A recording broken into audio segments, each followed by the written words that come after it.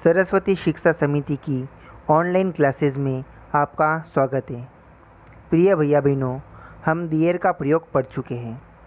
पूर्व के 2 अध्यायों में हमने कुछ सरल वाक्यों का अनुवाद करना जिनमें दिएर का प्रयोग होता है और दूसरे अध्याय में हमने इसका अभ्यास किया था।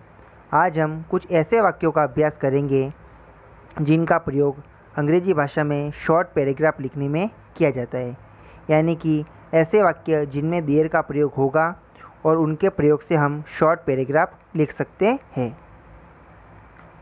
आज हम कुछ ऐसे वाक्यों का अभ्यास कर रहे हैं जो वाक्य कुछ इस तरह के होते हैं, जैसे कि मेरे विद्यालय में 30 कमरे हैं, मेरे विद्यालय में 30 अध्यापक हैं, मेरे विद्यालय में एक पुस्तकालय है, मेरे विद्यालय में एक बगीचा है, मेरे विद्यालय में एक संगणक कक्ष है।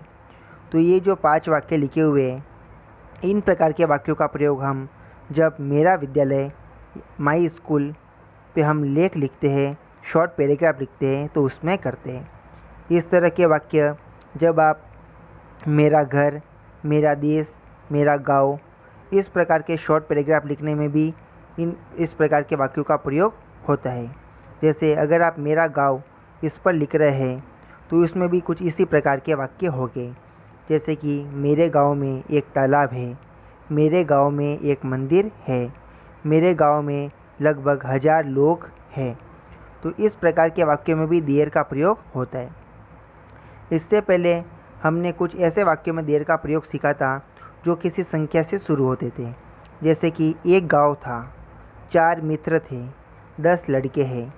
आज भी वाक्य वैसे ही है, लेकिन इन वाक्यों में मेरे विद्यालय में ये वाले शब्द पहले लिखे हुए। तो इस तरह के वाक्यों की अंग्रेजी कैसे बनाएं? तो इनकी अंग्रेजी भी इसी तरह से बनेगी जैसे हमने पहले पढ़ा था। जैसे एक गांव था, 4 मित्र थे, तो ऐसे वाक्य में हमने सीखा था कि सबसे पहले देर से इन वाक्यों की शुरुआत होगी, फिर हेल्पिंग वर्ब हमें इज़ या आर या वॉज या वर लगाना है और फिर बचा हुआ शब्द लिख देना है। तो जैसे एक गांव था, तो शुरुआत हमने देर से की, फिर था के लिए वॉज, क्योंकि गांव एक ही था, और फिर हम लिखेंगे अ विलेज, तो देयर वॉज अ विलेज। 4 मित्र थे, तो शुरुआत हमें देर से ही करनी है। फिर मित्र 4 थे, इसलिए वॉज या वर के साथ हम वर लिखेंगे, और फिर 4 मित्र तो 4 फ्रेंड्स, देयर वर 4 फ्रेंड्स। 10 लड़के हैं, तो सबसे पहले देयर, फिर है के लिए आर, क्योंकि लड़के एक से ज़्यादा है, 10 बॉयज़, देयर आर 10 बॉयज़। ये हम पहले पढ़ चुके हैं। तो आज हम इस प्रकार के वाक्यों की अंग्रेजी बनाना सीखेंगे। तो यहाँ पे वाक्य है, मेरे विद्यालय में 30 कमरे हैं। अब इस प्रकार की वाक्यों की अंग्रेजी जब बनानी हो तो सबसे पहले इस वाक्य के आप 2 टुकड़े करेंगे। पहला है 30 कमरे हैं और फिर है मेरे विद्यालय में। तो सबसे पहले आपको इस वाक्य की अंग्रेजी बनानी है 30 कमरे हैं।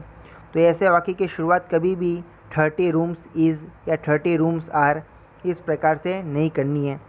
हम ये सीख चुके हैं कि जो भी वाक्य संख्यावाचक विशेषण से शुरू होगा, हमें उस वाक्य में शुरुआत में देयर लगाना है। तो 30 कमरे हैं, इसकी अंग्रेजी बनेगी, सबसे पहले लिखेंगे देयर, फिर आर 30 रूम्स, ये हम पहले पढ़ चुके। तो 30 कमरे हैं, देयर आर 30 रूम्स।